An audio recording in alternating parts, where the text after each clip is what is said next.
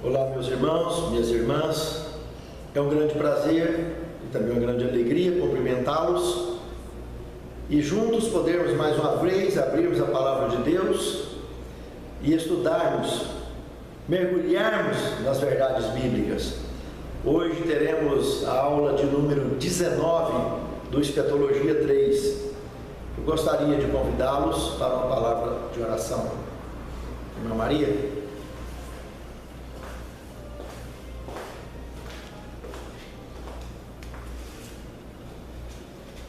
Amado Deus Todo-Poderoso, muito obrigada, Senhor, pela oportunidade de estudarmos a Tua Palavra. Amém.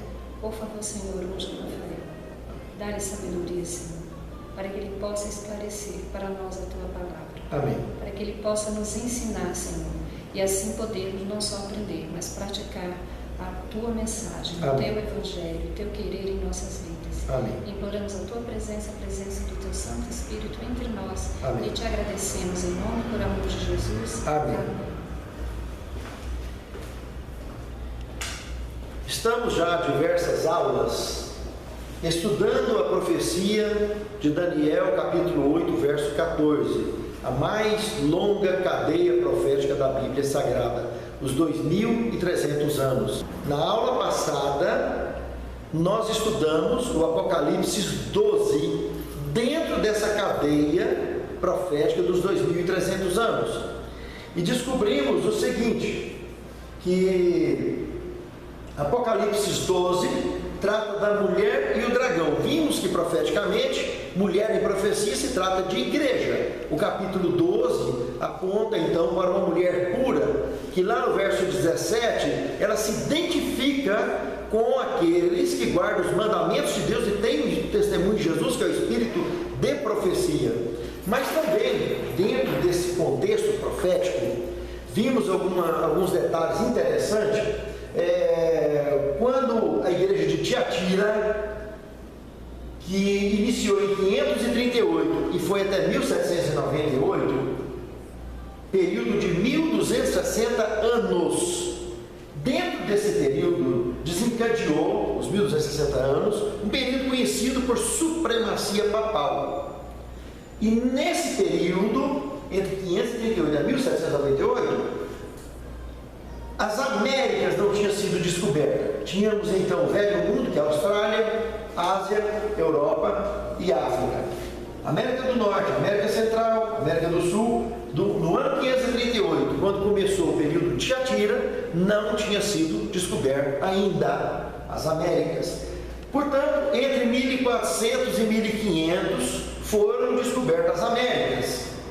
E aí no Apocalipse 12, no verso 6 e no verso 14, em duas linguagens diferentes, mesmo se tratando no grego, nós vimos a linguagem de 1260 dias, que profeticamente nós vimos que se trata de 1260 anos. E exatamente esse período de 1538 a 1798, o período de Tiatira, que quer dizer contrição, já conforme as aulas que nós já estudamos anteriormente. E lá no Apocalipse também, capítulo 12, mas no verso 14, vimos que ele usou em grego a mesma linguagem que Daniel usou em hebraico, há mais de 600 anos antes. Um tempo, dois tempos e metade de um tempo. Daniel falou no capítulo 7, verso 25, e João falou no capítulo 12 de Apocalipse, no verso 14. Então, um tempo, um ano de 360 dias, dois tempos, o dobro, 720, meio tempo, 180. Somando tudo, temos 1260 anos. Esse período de Tiatira. E nesse período, como vimos no Apocalipse 12, 6 e 14, o que aconteceu? Qual é o sujeito do assunto? O deserto.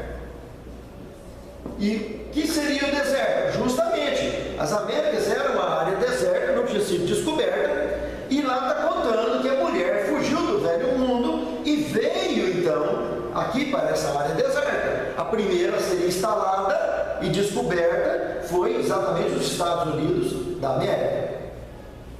Mas nós vimos também na aula passada que o dragão, no verso 15 do Apocalipse 12, lançou água da sua boca como um rio, para que pela correnteza fizesse arrebatar a mulher. Que nós vimos no verso 16 que a terra ajudou a mulher e não deixou essa perseguição atravessar para cá. Mas as das águas, nós vimos também na aula passada, que são povos, multidões, nações e línguas. Então, essas águas foram pessoas infiltradas no sistema de transição, de transferência para cá, aonde nasceria aqui a última besta do Apocalipse. A besta que sobe da terra, de Apocalipse 13, verso 1, fruto da água da boca da serpente. Ela nasceria justamente aqui no deserto.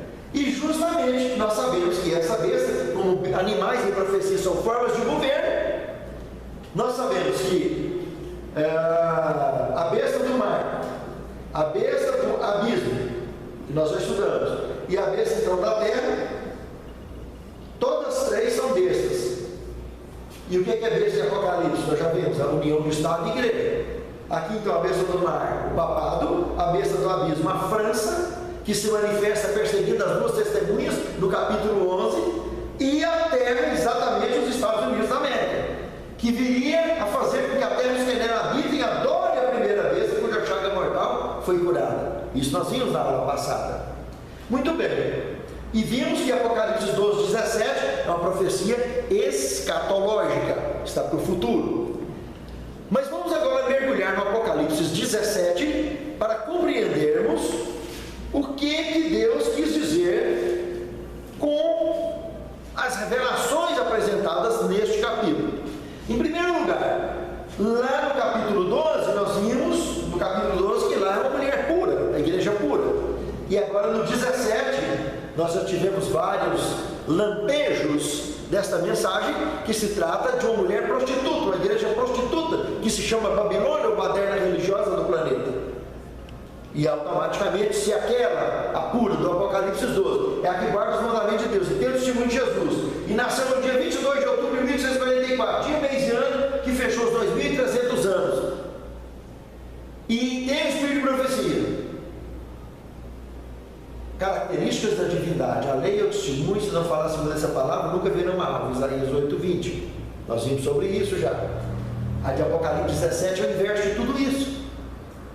Consequentemente, a responsável por desencadear o contrário de tudo isso, de perseguir e comprometer toda a estabilidade de toda a verdade bíblica, de pisar aos pés do que sobrava, de pisar a verdade. Isso nós vimos na profecia de Daniel também, que é uma profecia apocalíptica. Para entendermos o Apocalipse 17, vamos ter uma noção geral do que é que entender o Apocalipse como um todo, o livro do Apocalipse. Observe uma curiosidade. Jesus aparece para João lá na ilha de Patmos. E quando ele encontra com João, imagine ele agora colocando João com ele num transporte e levando ele num lugar onde ele tinha, através de uns, que aí ele chamou de altar, vi debaixo do altar as almas daquele mesmo. Nós já conversamos nisso em aulas passadas. Ele teve, através deste, que ele chama de altar, uma projeção, uma visão do tempo. E o Apocalipse capítulo 1, quando ele diz no verso 3, bem-aventurados aqueles que veem, aqueles que ouvem, os que leem as palavras da profecia. Aí lá no verso 7, ele fala que todas as tribos da terra se lamentarão sobre ele, porque todos o verão, até aqueles que o transpassaram. Observe bem esse detalhe, meus queridos irmãos. Esses que o transpassaram, que ele está profetizando ali, tanto vai ressuscitar na segunda vinda dele agora, como vai ressuscitar de novo depois do milênio. Presta atenção, no capítulo 1, começa de trás para frente. No capítulo 22, ele chegou no cenário de Patmos de novo, dizendo a João, eis que cedo venho, será as palavras. Presta atenção. O Apocalipse está de trás para frente. Coisa mais simples de entender. Ele começou dando esperança para o João, que ele tinha acabado de sair daqui e ido embora, o Filho de Deus, e queria de cara confortar João com a volta dele. E esse sendo venho, como um dia para o Senhor é 1000 anos pode ser um dia, como ele bem disse, apenas para consolar aquele companheiro. E não era mentira, porque ele vive afinal na eternidade, isso não é nada para ele passar 6.000 anos, 7.000 anos, 2.000 anos, 3.000 anos, isso não é nada. Mas o Apocalipse está escrito de trás para frente, todo o cenário. Veja bem, para entrar no Apocalipse 17, o que nós acabamos de estudar? Capítulo 16. E o que está tratando no capítulo 16? As 7 últimas pragas. Observe, que detalhe interessante. E essa 7ª praga, afinal de contas, não está na frente dos acontecimentos do capítulo 17? Observe. Então, como que é aberto o capítulo 17 de Apocalipse? Veio um dos 7 anjos, verso 1, veio um dos 7 anjos que tinha 7 pragas, as 7 taças da ira de Deus, e falou comigo dizendo: vem, mostrar-te-ei a condenação da grande prostituta que se assenta sobre muitas águas, com a qual se prostituíram os reis da terra, e os que habitam sobre a face da terra se contaminaram com o vinho da sua prostituição. Observe que cenário mais curioso. Veja o que eu acabei de dizer. João recebeu o Apocalipse de trás para frente. Começou com a vinda de Cristo, tanto depois do milênio, a terceira vinda, como com a segunda vinda, quando ele mostra que todas as tribos da terra se lamentarão sobre ele, tanto os da segunda vinda quanto os da terceira vinda lamentarão da mesma forma. E agora ele acabou de mostrar as 7 pragas, agora entra no capítulo 17, mostrando, antes de cair as pragas, aquele anjo que estava vindo para conversar e revelar alguns detalhes antes de acontecer as pragas, que iriam acontecer. Quais são esses detalhes? Nós vimos capítulo 17, verso 1 e verso 2. E o verso 3, o que é que diz? E ele me levou ao deserto. Então, presta atenção, o que nós estudamos na aula passada? O deserto. O que é o deserto? Estados Unidos da América. Ele me levou em espírito, transatado, né? Um sistema de transporte totalmente diferente do que a gente conhece, né? E levou ele a ter visões em outra dimensão. Ele estava vendo um futuro real, onde desse futuro ele se comunicava o tempo todo com quem estava falando com ele. E estava se comunicando com fatos acontecidos naquele futuro. Observem as pragas. Lá nas pragas não foi exatamente isso que aconteceu? E ao anjo que estava nas águas disse isso. E vem cá, e aonde que estava João então? João estava lá no céu? Não estava em frente àquele portal? Tendo aquela visão? Como que o anjo que está lá está conversando com João e dizendo: justo é os teus caminhos? O que é isso aí? Uma interação em dimensões diferentes, futuro, presente, passado. Sério, isso é questão de prestar atenção. João estava diante de um aparato que nós chamamos de visão profética, que ele tinha condição de interagir naquele momento, a comunicação dele com aqueles anjos. O anjo estava nas 7 pragas e João estava onde? Quantos anos que tinha João? João estava lá na ilha de Patmos, foi levado lá para o céu. E ele estava diante de um aparato, daquele altar, né? Onde ele estava tendo a sua comunicação e estava conversando com aquele anjo que estava lá nas águas, jogando as 7 pragas. Estou tentando mostrar apenas o que está revelado. Nós estamos trabalhando com a revelação sagrada. Isso não é ponto de salvação, mas entender isso aí é muito importante, é gostoso. Nos prepararmos para isso. Não foi só João, o profeta apocalíptico, Daniel também foi, Ezequiel também foi, e dentre muitos outros. E nós também, em muito breve, seremos todos nós. Somos chamados a isso, o profeta Joel falou disso. E precisamos nos preparar para isso. Estamos prestes a uma chuva serôdia, estamos prestes a nos envolvermos num efeito dominó profético jamais ocorrido na história do universo. A história da redenção está prestes a ser encerrada e depende de mim e de você, do meu e do teu trabalho, do meu e do seu testemunho, para que isso possa ser uma realidade e Jesus poder logo encerrar com esse assunto, por fim ao pecado e dar um basta em toda essa desgraça, essa tristeza que o universo tem sofrido por causa das consequências do pecado. do nosso pecado. Lá no deserto, então, o que ele comenta? O que aconteceu lá? Ele viu o que lá no deserto? Ele viu uma prostituta sentada nas costas de uma besta. E ele ainda fala qual das 3 bestas. Aqui tinha 7 cabeças e 10 chifres. Mas não observe, meus amados irmãos. Não tem como fugir disso. Ele está vendo a besta. Qual é a besta que tem 7 cabeças e 10 chifres? As 3 bestas do Apocalipse são distintas. A primeira é a do mar, Apocalipse 3, verso 1. Essa está lá, 10 cabeças e 10 chifres. A segunda está em Apocalipse 11, é a do abismo. E a terceira é a da terra, que tem 2 chifres semelhantes ao do cordeiro. Elas são totalmente distintas, as 3.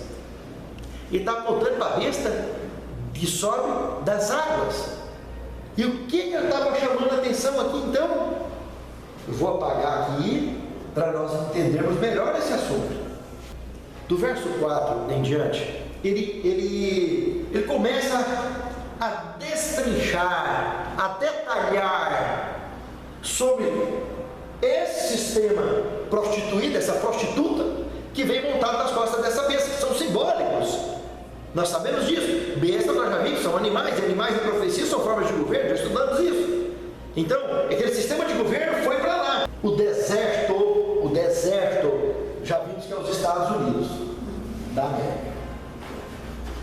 E o que tem que haver a besta do mar com os Estados Unidos, que é a besta da terra?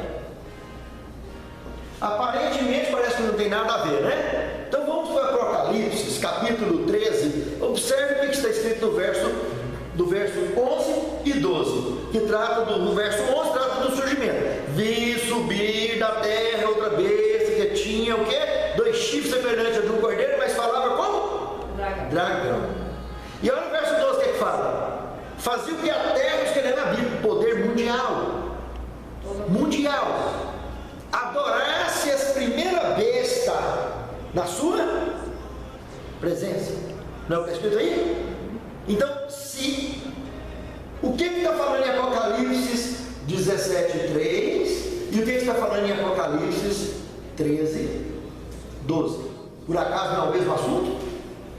Está mostrando que a besta da terra, por acaso, se encontrou com a besta do mar. O que é esse encontro? Por acaso não remonta ao início da década de 80? O início da década de 80, quando Ronald Reagan se encontrou com o Papa João Paulo II. Não seria isso aqui o cumprimento dessa profecia? Com certeza absoluta, sem sombra ou margem de variação. Por que sabemos disso e temos essa convicção? Em primeiro lugar, tanto Apocalipse 13:12 quanto 17:3 está mostrando as duas em posição distinta. No 17:3, o deserto é os Estados Unidos, nós sabemos disso por vários outros contextos proféticos. E o que é o governo americano hoje? De fazer a terra ficar na Bíblia, por acaso não é ele hoje o poder? E por acaso, naquele tempo que João escreveu, tinha sequer noção que ia surgir Estados Unidos na vida? Que existia uma nação americana? Para dizer não só que ela vai surgir, mas que vai dominar a terra? Presta atenção. Esse assunto não é para quem não quer ouvir a verdade. Esse assunto é para quem presta atenção na vida, presta atenção na palavra de Deus. Aí esses vão mergulhar fundo e na hora certa vai saber onde coloca os pés. Sempre que o Espírito Santo chamar, ele vai saber o que fazer. Presta atenção. No capítulo 17, olha o que fala o verso 4.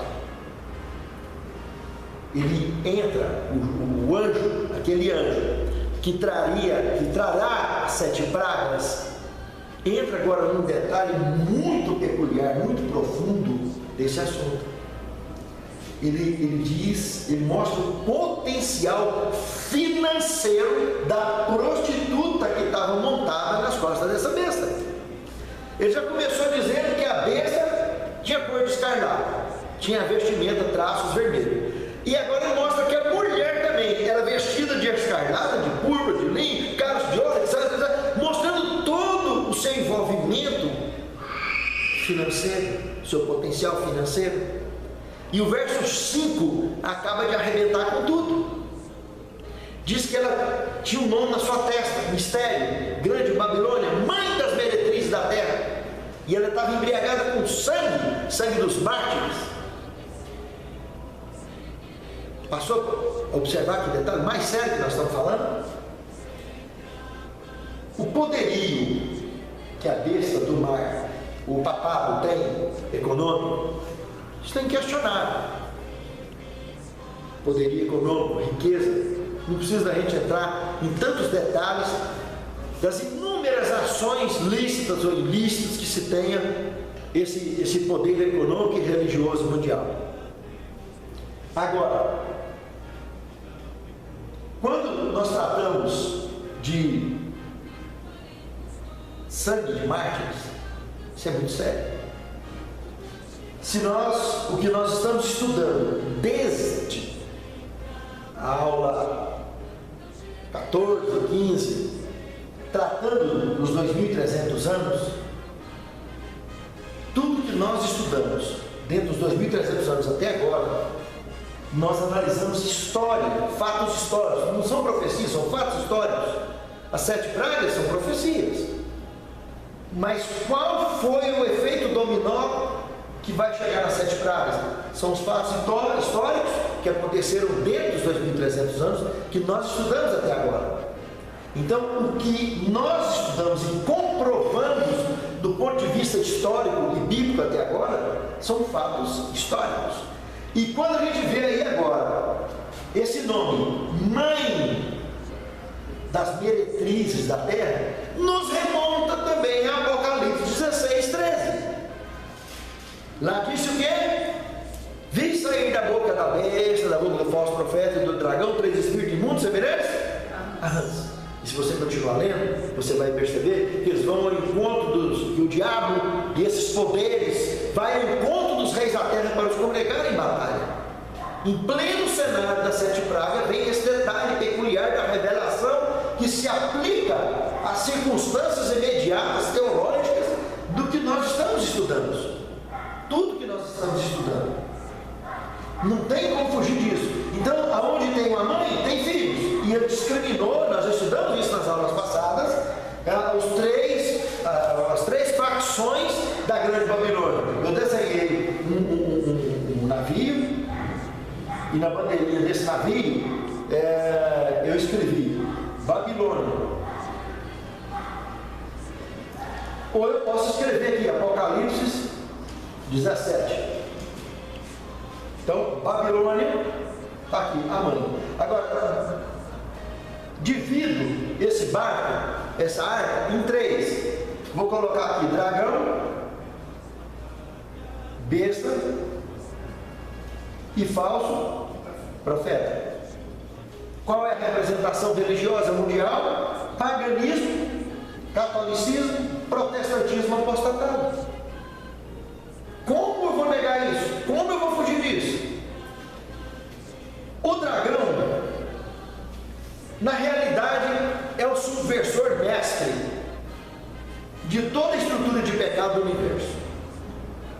Mas ele não tem ação direta, corpo a corpo com o homem, precisa de permitir a ação dele para que ele possa usá-lo como instrumento. Para isso, como nós vimos que eles vão em contra aos reis da terra, ele usou um aparato religioso para poder desenvolver esse trabalho. Então, a besta, olha o nome, besta, combina, tem que ser besta para aceitar uma proposta dessa.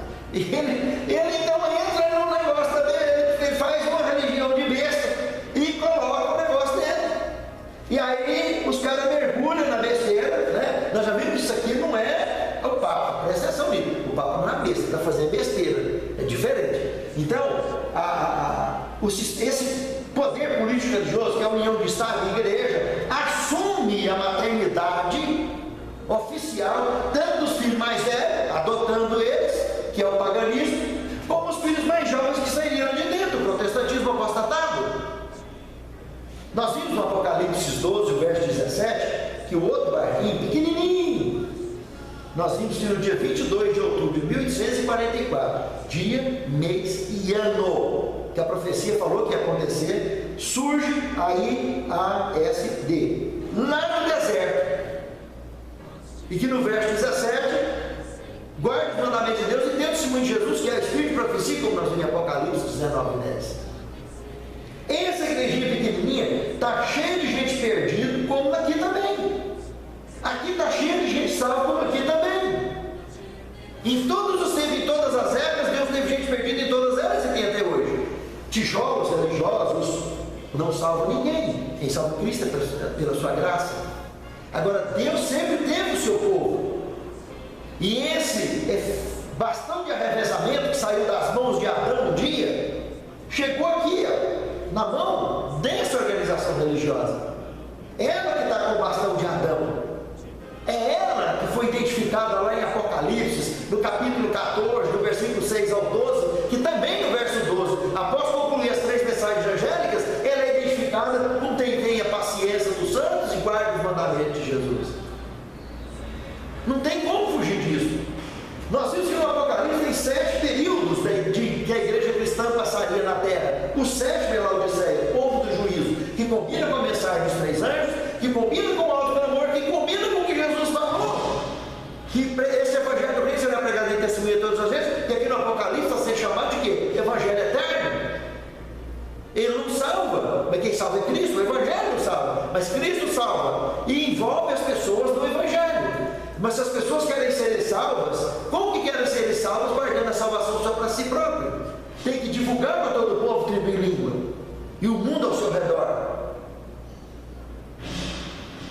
Jesus avisou bem claro: vós sereis rejeitados pelos líderes da sua igreja, pelos membros da sua casa, pelo mundo à sua volta, governadores, todo mundo. Irmãos queridos e amados irmãos e irmãs, perseguição nós sofremos 24 horas por dia. Queira ou não queira, o diabo é contra aqueles que andam na luz. E ele vai fazer tudo para jogar no chão quem anda na luz. Nós temos que andar na luz, segurar as mãos de Cristo e não abrir mão disso para nada. Esse é o grande lema da pregação do Evangelho. Esse é o grande motivo que sustenta a nossa fé. Esse é o grande motivo que nos faz vir para a igreja, que nos faz vir, que nos leva ao trabalho missionário, que nos leva a praticar com as mensagens que o Senhor nos tem ensinado e nos tem revelado, e que muito breve todos nós seremos usados nas suas mãos como instrumentos vivos para desencadear esse efeito dominó, fazer parte desse efeito dominó escatológico que está para acontecer a qualquer momento. E durante o desfecho desse curso, que está prestes já a concluir, nós conheceremos bem a fundo o que está querendo dizer aqui. Quer dizer que para o deserto foi tudo, né? Uhum. Assim como foi o problema, foi a solução. Exatamente. O problema, o deserto foi o problema e a solução, como indagou aqui a nossa irmã Maria. E o fato, os Estados Unidos é uma localização geográfica de um desfecho profético que se tornou um fato histórico. Está aí comprovado. Então são muitos fatos, tanto históricos quanto teológicos, bíblicos, escatológicos, que encaixam. Não é ninguém inventando ou falando das coisas, citando ao léu. Está na palavra e está na prática, está na história. Isso não tem, já foi escrito na história. Todos nós escrevemos a nossa história, só que não se esqueça do que está lá no verso 6 do Apocalipse 17, o sangue. E quando fala do sangue, agora nós vamos entrar numa parte complicada, porque aí está falando que ela está embriagada do sangue dos santos, ou de pessoas justas e pessoas corretas. Eu pergunto, meus amados irmãos, o que aconteceu em todas as perseguições de todas as épocas na Bíblia Sagrada? Por acaso não foram pessoas, seres humanos desse mesmo planeta, membros até mesmo da mesma cultura, quem sabe, promovendo de alguma forma ou de outra a perseguição? Jesus foi traído por quem, afinal de contas? E quantos que gritaram crucificam?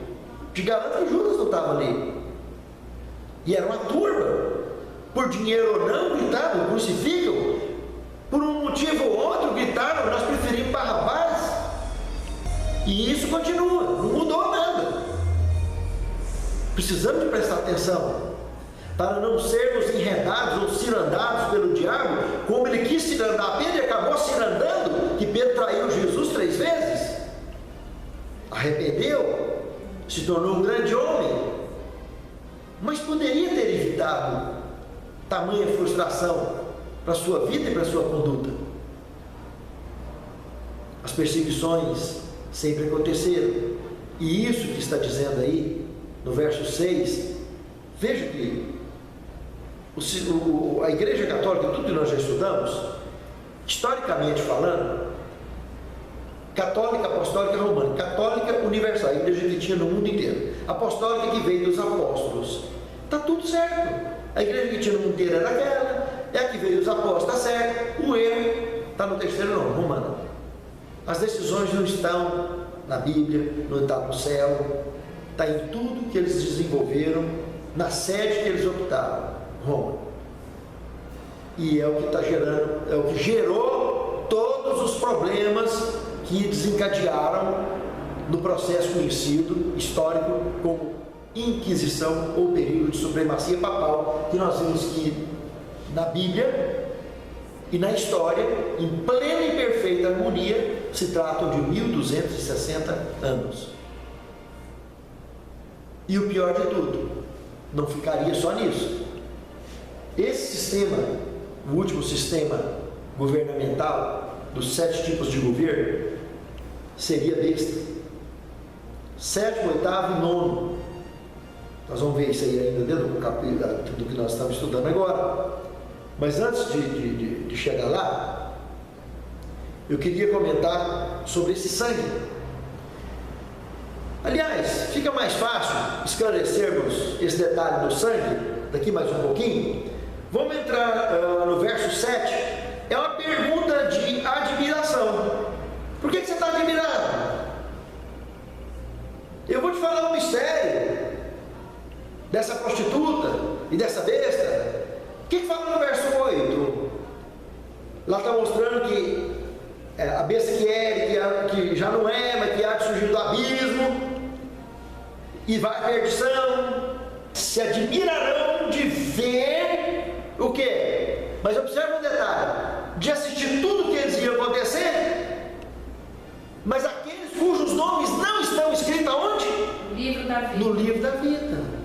Pessoas que estão dentro da religião e o nome não está no livro da vida. Já parou para pensar nisso? Você pode estar dentro da igreja verdadeira e o seu nome não está no livro da vida? Já parou para pensar nisso? Porque essas pessoas que canalizam, que abraçam qualquer forma de perseguição contra pessoas fiéis e verdadeiras, elas estão como Judas estava, dentro da igreja verdadeira, mas os seus nomes não estão no livro da vida. Porque no livro da vida só entra o nome de pessoas que aceitam a Cristo em espírito e em verdade, pessoas conversas. O não converso, como vai estar o nome lá?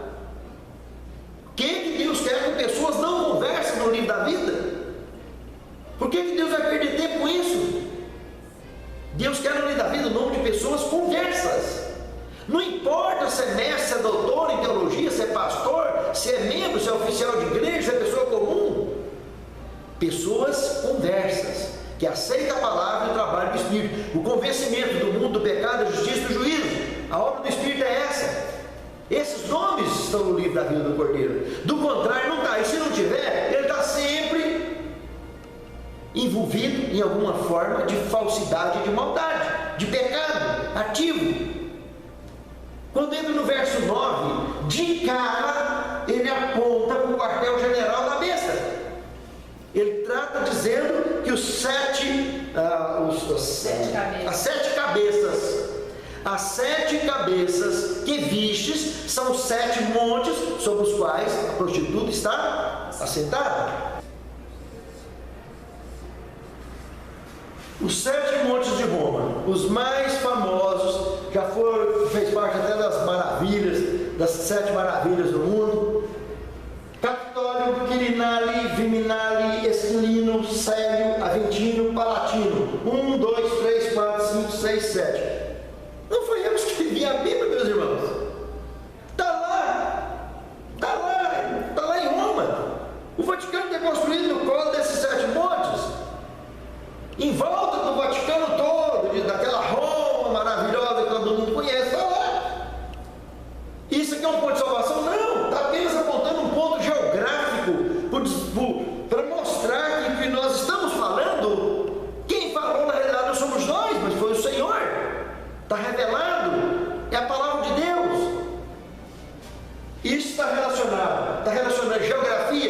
história e teologia, irmãos.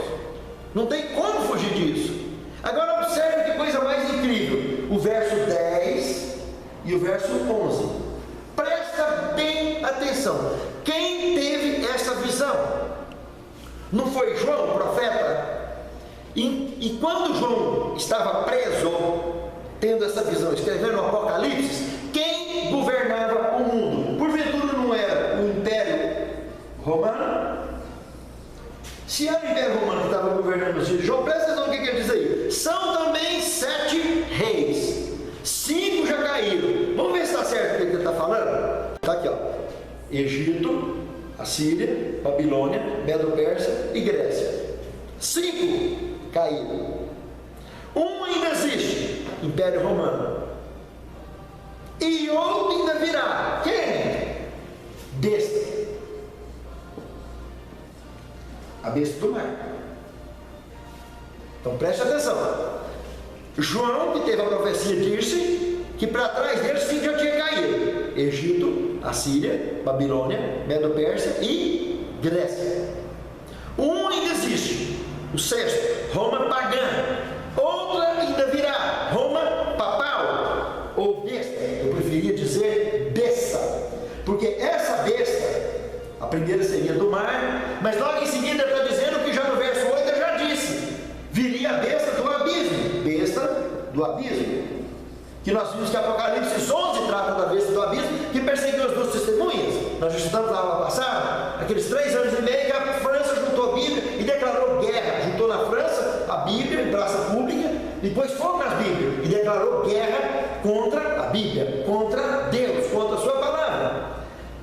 Mas iria a perdição e viria um 8º. Mas aí mesmo no verso 1 está dizendo que ele é 8º, mas ele é dos 7.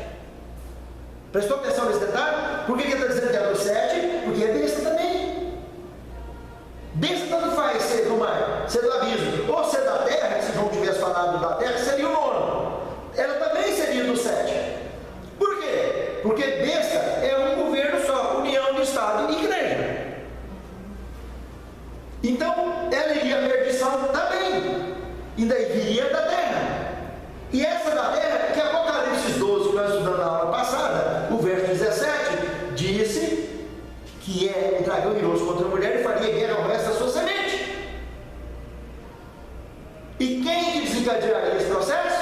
Apocalipse capítulo 13, do versículo 13 até o 18, exatamente a besta da terra, que faria com que a terra, se ela habite, adorasse a primeira besta, e faria com que fossem mortos todos os que não aceitassem sinal de besta, nome de besta, confusão, ninguém podia comprar nem vender. Nós vamos estar mergulhando nisso nas próximas aulas, vamos estar entrando nesses detalhes.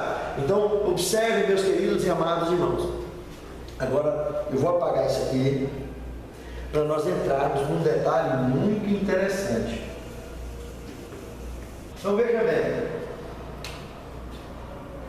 quando nós vimos no verso 6 de Apocalipse 17, que mostra ela embriagada com sangue de santos e mártires de Jesus, que somos todos nós. Observe que no verso 1, foi dito que a Babilônia, essa grande baderna, essa prostituta religiosa, tinha um cálice de vinho prostituído. Pedro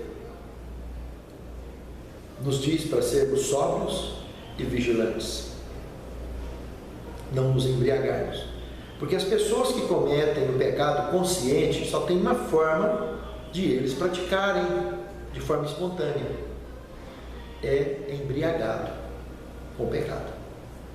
E essa embriaguez, ela é fatal, porque quando acorda, no mínimo a ressaca é dolorosa e inevitável. Meus amados irmãos, aqui não é embriagada só com vinho normal de pecado, que o verso 6 está falando. Está falando embriagar com sangue. não está citando especificamente, não matarás. É muito triste isso, meus amados irmãos. Um sistema religioso que até então foi o precursor das boas novas no mundo, pelo próprio Filho de Deus vivo, deixou o diabo entrar lá dentro, colocar o trono e começar não só a ensinar heresias, mas agora entrou na embriaguez com o sangue dos seus próprios irmãos.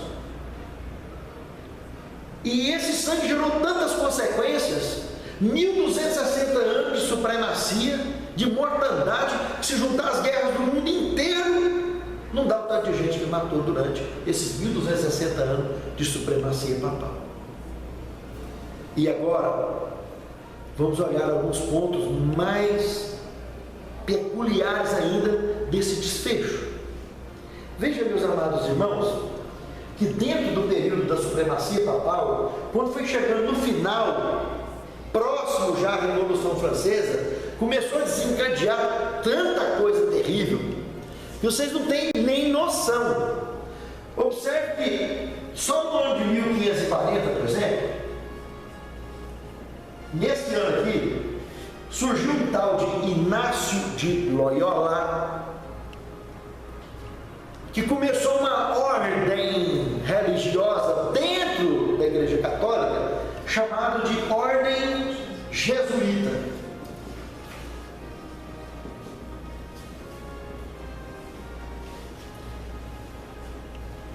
E essa Ordem Jesuíta, por sua vez, quando foi no ano de 1773, ela contaminou a Europa todinha e passou a se estender até para o novo mundo, lá para o deserto, que eu vou mostrar alguns detalhes históricos muito interessantes, justamente com subversão política, exploração econômica. E não demorou muito a ter reações de vários lados e confusão dentro do próprio sistema religioso. Começou a ter conflito entre a ordem jesuíta e a ordem papal normal. Entre eles começou a ter problema também. Mas olha o que aconteceu. Por volta de 1773, como eu disse agora, eles foram expulsos da Europa, de uma grande parte da Europa, à exceção da Rússia e da Prússia. Mas a ponta de lança mesmo dessa expulsão concluiu em 1758. Foi justamente Portugal. O Marquês de Pombal expulsou de Portugal a ordem jesuíta. Portugal tinha uma grande influência europeia na administração e na condução de assuntos econômicos e religiosos.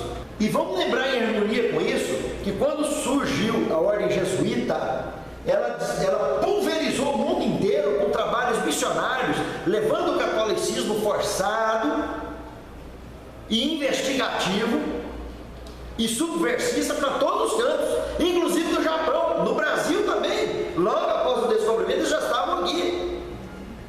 E eles transportaram a Inquisição, aqueles momentos de terror, para todas essas terras onde eles foram, de alguma maneira implantando essa forma de governo autoritário. Olha agora o que aconteceu em 1º de maio de 1776. Um tal de Adam Weishaupt, um aristocrata educado por jesuítas, fundou a ordem conhecida por Illuminatis, uma nova roupagem para os jesuítas, porque já eles tinham entrado em conflito com os governos mundiais, agora mudando o nome, as estruturas, para tentar infiltrar novamente com esse tal de Adam. Uma nova e poderosa influência na estrutura hierárquica em forma de pirâmide. Os comandantes e os seus comandados obedeciam de forma cega aos seus superiores, essa forma de obediência piramidal. Mas quando chegou o conflito com o Vaticano, estourou de maneira fulminante em 1785. E aqui eles foram expulsos da Baviera, na Alemanha, que é o antigo Estado alemão dentro do Império Alemão. Olha agora o que aconteceu em 1798.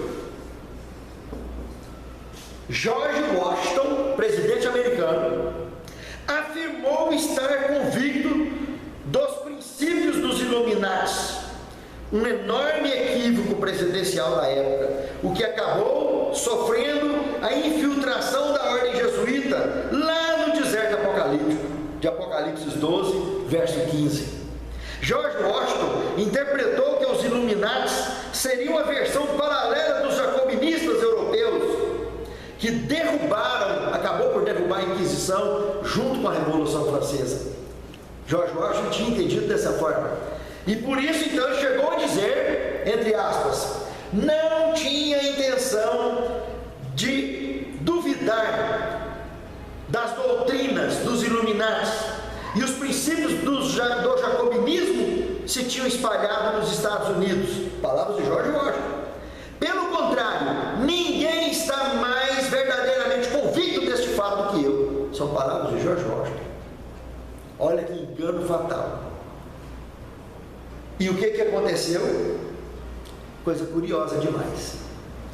Estava formado um grande exército dos Illuminati, da ordem jesuíta, fortalecida agora com o amparo do poder americano, do Estado americano, independente. Observe que era questão de tempo, as coisas iam se desencadear. Vamos agora nos projetarmos a década de 70, 60 e 70, que nós temos ali João 23 e temos Paulo VI, dois papas daquela época. Nos dias de João 23, ainda na década de 60, tem um indivíduo que, como bispo, que João 23 tinha colocado o tal de Albino Luciano como bispo, e ele participou, inclusive, do Concílio Vaticano II. Albino Luciano participou do Concílio Vaticano II, promovido por João 23, e também, então, como eu disse, foi promovido a bispo por João 23, e depois, quando chega Paulo VI, promove ele a cardeal. Nos dias de Paulo VI, já na década então de 80, desencadeia uma grande crise dentro da igreja. O FBI foi flagrado de trás dos muros do Vaticano, empreendendo a auditoria no Banco Ambrosiano. E Albino Luciano, quando viu isso lá, foi conversar com Paulo VI sobre esse assunto. Aí descobriu que um tal de Paul Marcinkus, que era conhecido como banqueiro de Deus, esse tal Paul Marcinkus, que posterior a esse escândalo já tinha vindo de lá, dos Estados Unidos, estava ali na Itália, acabou voltando, buscando amparo político para lá, mas não teve jeito. Foi descoberto, todo mundo conhece a história. Foi descoberto que o Banco Ambrosiano tinha esquentado dinheiro, tinha envolvimento severo com a máfia italiana, com a máfia americana, e milhões de títulos falsos que foram citados na obra de David Allen, um inglês católico, apesar de ser agnóstico, mas ele, em detalhes, fez uma investigação acurada e precisa sobre todos esses fatos e provou detalhes incríveis que tinham acontecido ali em 1978, quando então morreu Paulo VI, e aí entra o conclave e promove quem ninguém nunca esperava que poderia um dia se tornar Papa, Albino Luciani, que foi conhecido como Papa Sorriso, que durou 33 dias. Na denúncia de David Allen, ele foi assassinado por envenenamento. E para evitar que o corpo fosse exumado, só tinha um poder que podia influenciar nisso. E a coisa mais interessante, durante toda a história do surgimento, o povo saiu lá do velho mundo, veio para a Europa, veio para os Estados Unidos, no deserto, e nenhum Papa nunca pisou no deserto. Mas membros do deserto já tinha, membros do deserto dos Estados Unidos da América sempre visitavam o Vaticano. Como nós vimos agora mesmo, a opinião até de George Washington sobre assuntos relacionados com os Illuminati. Mas Papa nenhum oficialmente pisou lá. Mas foi descoberto nessa investigação de David Allen que lá tinha fábrica de anticoncepcional e na década de 60 era proibido usar anticoncepcional, era pecado. Foi promovido isso dentro dos concílios da Igreja Católica. Coisa terrível, né? E tinha o Banco Ambrosiano, tinha movimentação e relações financeiras entre os países, mas não existia amizade oficial entre ambos, e nem o Papa tinha pisado lá. Albino Luciani, ele ia colocar, segundo a denúncia de David Allen, outros livros surgiram de outros autores, inclusive livros tentando abafar o que David Allen revelou. David Allen ainda está vivo, ele nasceu, se não me falha a memória, em 1937. Ele ainda está vivo, David Allen, até hoje.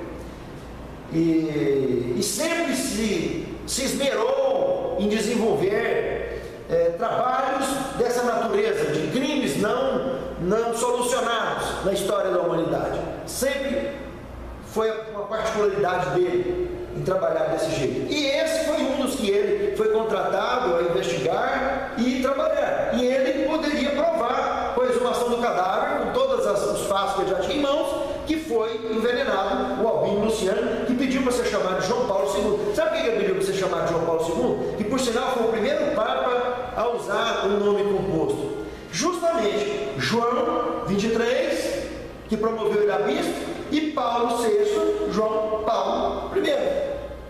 Paulo que promoveu ele a cardeal. Ele fez uma homenagem aos seus dois papas antecessores. Por isso ele levou esse nome. E o que surgiu depois dele, no lugar dele, João Paulo II, que ele quis homenagear o Albino Luciani. Mas na realidade, João Paulo II estava naquela relação que David Allen pronunciou, dos 120 nomes, que possivelmente seriam excluídos, excomungados do Vaticano, por envolvimento duvidosos do ponto de vista religioso ou eclesiástico.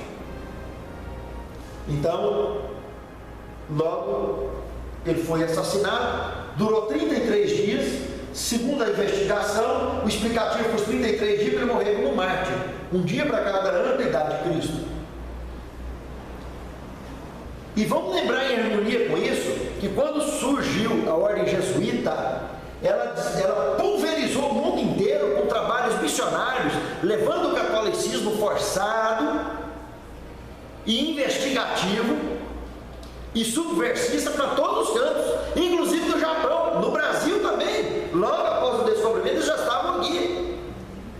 E eles transportaram a Inquisição, aqueles momentos de terror, para todas essas terras onde eles foram, de alguma maneira implantando essa forma de governo autoritário. Lício Gelli e outros mais, membros da P2, a maior loja maçônica do planeta Terra, que justamente o principal mestre dela é justamente o Papa Negro. Meus amados, esse sistema, ordem jesuíta, chamado de Papa Negro, eles atribuem o Papa Negro em função da batina preta que ele sempre usa, por isso Papa Negro. Mas a ordem, esse Papa que existe lá dentro do Vaticano, você pode entrar no próprio Google e fazer uma busca, Papa Negro. Você vai ter um monte de matéria séria de apresentação sobre isso e vai conhecer, vai ver que eu não estou inventando nada. Ele está lá, mora dentro do Vaticano. E o que é mais curioso de tudo é que dentro da ordem jesuíta, a irmã White, no livro Grande Conflito, como ela critica, em nome de Deus, o trabalho satânico que essa ordem desempenhou, criminosa, que essa ordem no mundo desempenhou. Ela, antes de morrer, escreveu muito sobre essa ordem jesuíta. Esse nome Papa Negro foi muito depois que foi surgir, foi sair à tona. Tem pouco tempo, ela não tinha nem conhecimento desse nome, Papa Negro. Se tivesse, tinha falado. Mas, amados, a ordem jesuíta, ela teve revelação sobre isso e falou muito sobre isso no Grande Conflito. Agora, a ordem jesuíta é o que cuida de fazer a limpeza, sujeira promovida pelo outro. Foi a ordem jesuíta que no final do período de supremacia papal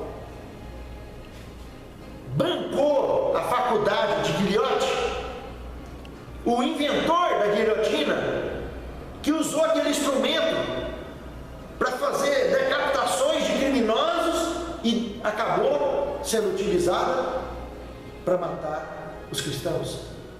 E segundo o relato histórico, nas praias do litoral francês eram jogados corpos pelo cemitério, não cabia mais ninguém.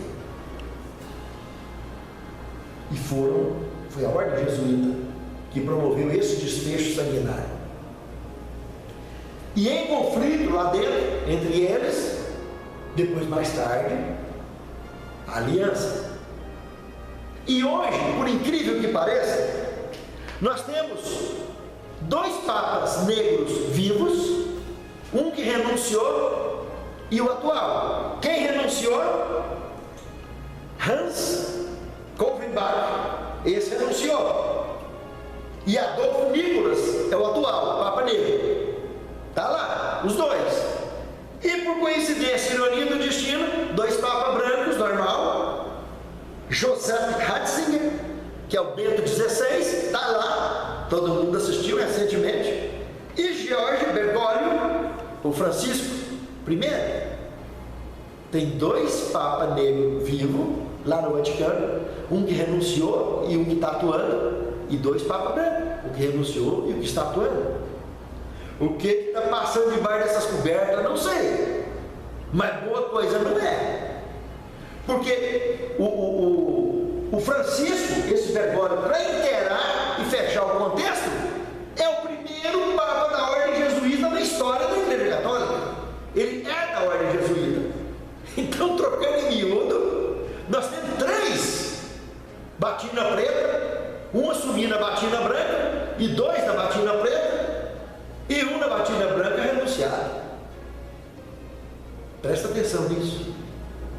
Presta atenção na palavra de Deus.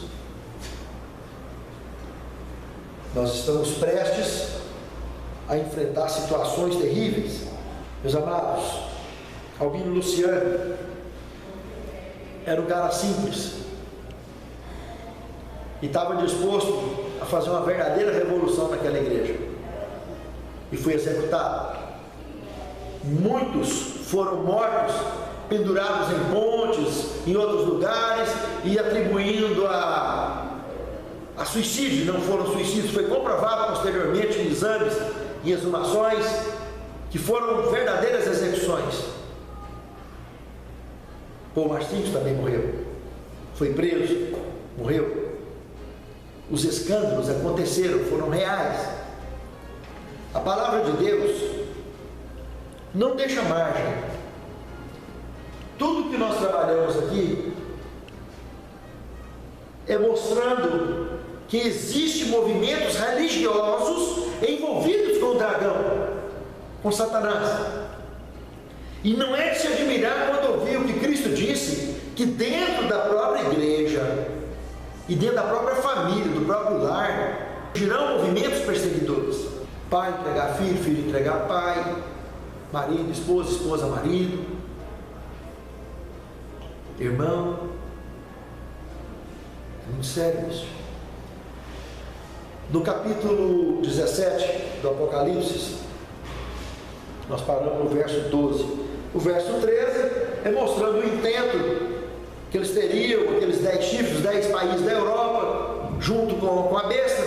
E no verso 14, trata, pelejarão contra o cordeiro, mas o cordeiro vencerá. É um detalhe interessante, isso aí é escatológico. Esse sistema religioso, a próxima perseguição, que vai todas, Jesus foi preso, Jesus foi morto, agora está falando do cordeiro. Quando fala do cordeiro, está falando do unigênito. Do unigênito que já venceu, ele foi ressuscitado, ele morreu, morte eterna e ressuscitou. Agora essa última perseguição, que é escatológica, que Apocalipse 12, 17 falou, e aí também no capítulo 17, verso 14 está falando, essa Jesus vai vencer. Vai ter perseguição, vai ter tudo, mas quem vai vencer vai ser ele. O verso 15 é uma chave de interpretação profética, as águas que viste, povos, multidões e línguas. Águas de profecia são povos, multidões, nações e línguas. Agora, o verso 16 e o verso 17 é muito curioso. O verso 16, presta atenção no que está dizendo lá. A besta que viste, eles, os 10 chifres, mais a besta. Presta atenção, o verso 16 está dizendo que os 10 chifres que vistes e as bestas. Então, o que são os 10 chifres? Nós já vimos, são os 10 países europeus. Então, a Europa, mais a besta, o papado, odiarão a prostituta. Então, presta atenção. Primeiro, odiarão a meretriz ou prostituta. Segundo, queimarão as suas carnes, queimará o seu corpo em fogo. E agora comerão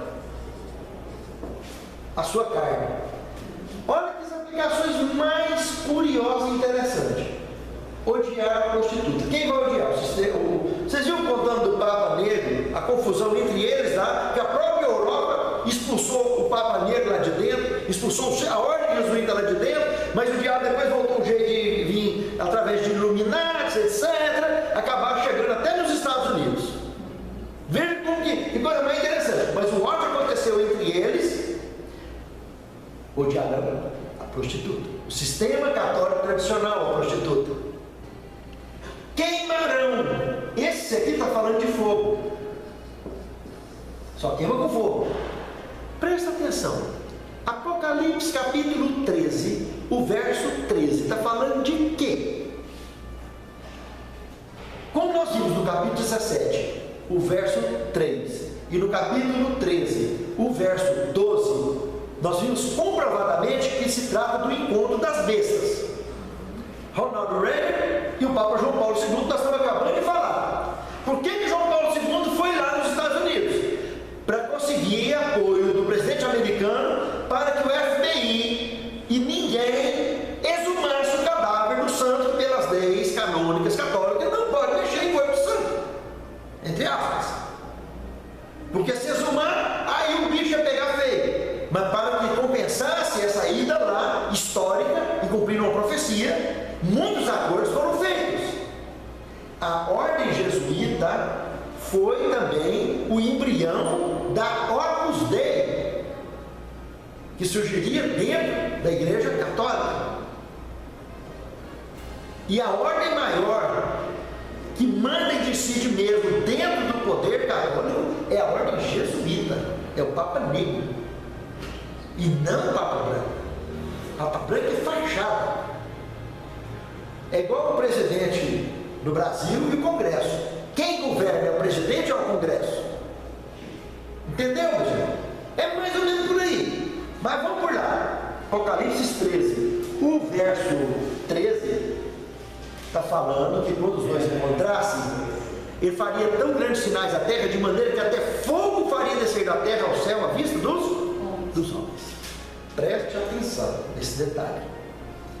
Lá em Atos dos Apóstolos, no capítulo 2, nós vimos o Espírito Santo descendo em forma de língua de fogo do céu. Quando os dois papas se encontraram, no começo da década de 80, o que estava acontecendo naquele momento exato que aconteceu o encontro deles?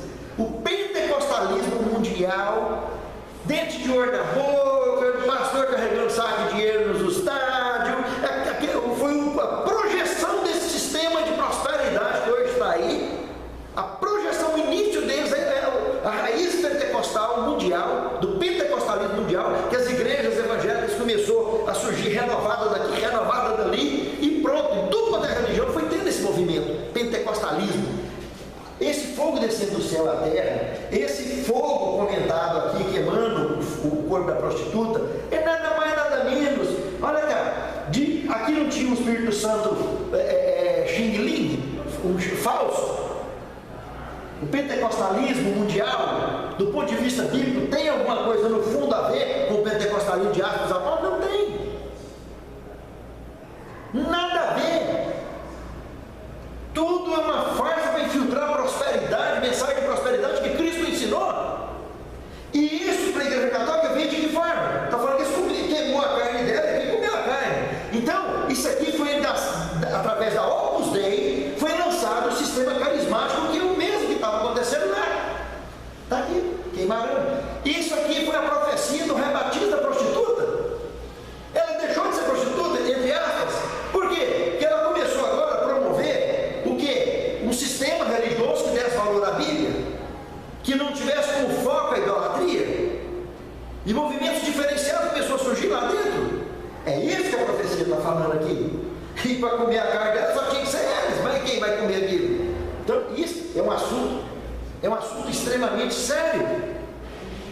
Agora, finalizando o verso 17,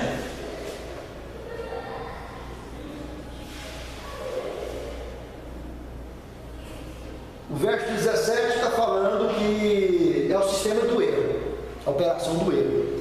Deus lhe colocou no seu coração a fazer um só intento com a besta, não é isso que está escrito aí? Porque Deus em seu coração incutiu que realizem o seu pensamento, o executem a uma e deem à besta o reino que possuem, até que se cumpram as palavras de Deus. Olha o que acabou de ser visto.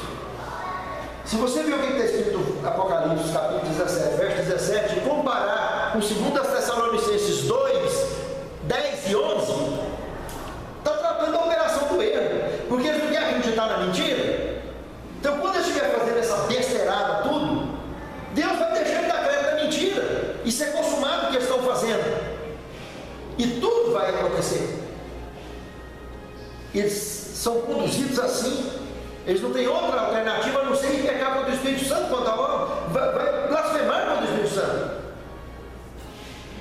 O que Pilatos fez quando ele lavou as suas mãos? Você podia ter libertado Jesus? O que Caifás fez quando cuspiu na cara de Cristo? E aqueles soldados? Por acaso não era esse aqui, não era a operação do erro, não era o pecado contra o Espírito Santo, blasfemando contra o que o Espírito Santo estava fazendo na vida deles?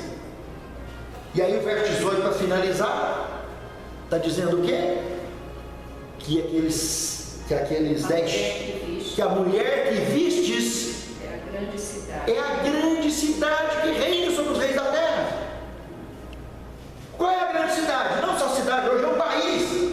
Vaticano, com 2 papas, ou 4, né? Lá dentro, 2 que renunciaram e 2 na ativa. Só que desses 4, 3 é da ordem jesuíta. Que ordem, hein? Meus amados irmãos, pela obra de David Allen, a maçonaria, P2 é a maior loja maçônica do planeta Terra. Os 2 principais ritos, York e escocês, num pede para que as pessoas tenham religião para poder fazer parte. Na outra, a linha negra, que vai junta todo o paganismo. na base do triângulo, a P2, a grande pirâmide.